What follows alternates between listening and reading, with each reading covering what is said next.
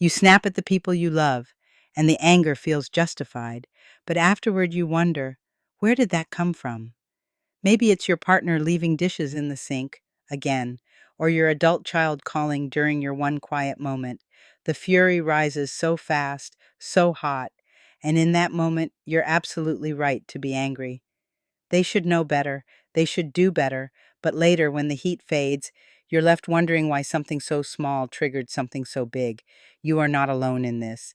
And this is not just aging, stress, or hormones gone wild.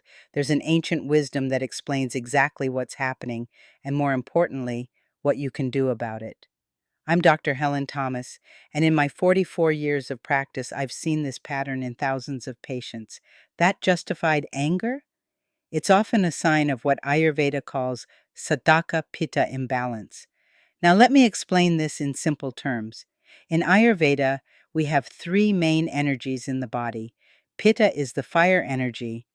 It governs transformation, digestion, and how we process emotions.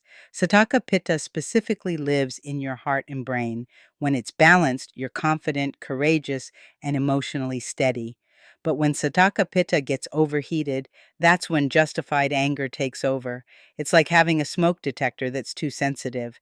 Every small irritation sets off the alarm. What causes this overheating?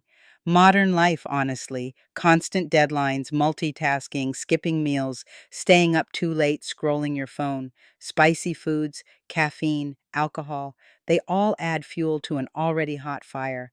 Even suppressed emotions, especially grief or frustration we haven't fully processed, they create internal heat that has nowhere to go. Dr. Gabor Mate talks about how unexpressed emotions literally heat up our nervous system. Ancient Ayurvedic texts said this 5,000 years ago.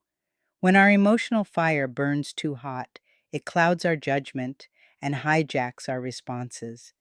Here's what you can try today. First, cool the fire from the inside out. Start your morning with something cooling. Not iced coffee, but room temperature water with a pinch of rose water or a few fresh mint leaves. This sounds simple, but it signals your nervous system to downshift.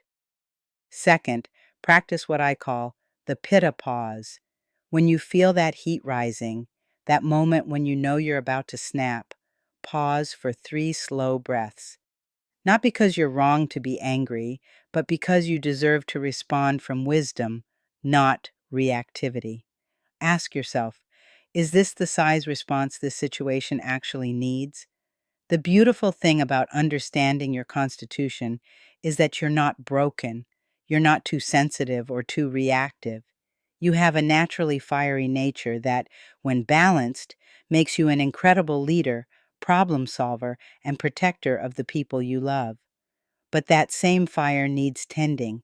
Just like you wouldn't leave a pot boiling on the stove unattended, your internal fire needs mindful care. If this resonates with you, if you're tired of feeling hijacked by emotions that seem too big for the moment, I want you to know there's so much more to explore. I've written an ebook called Grief Makes You Fat that dives deeper into how unprocessed emotions create physical symptoms in our bodies.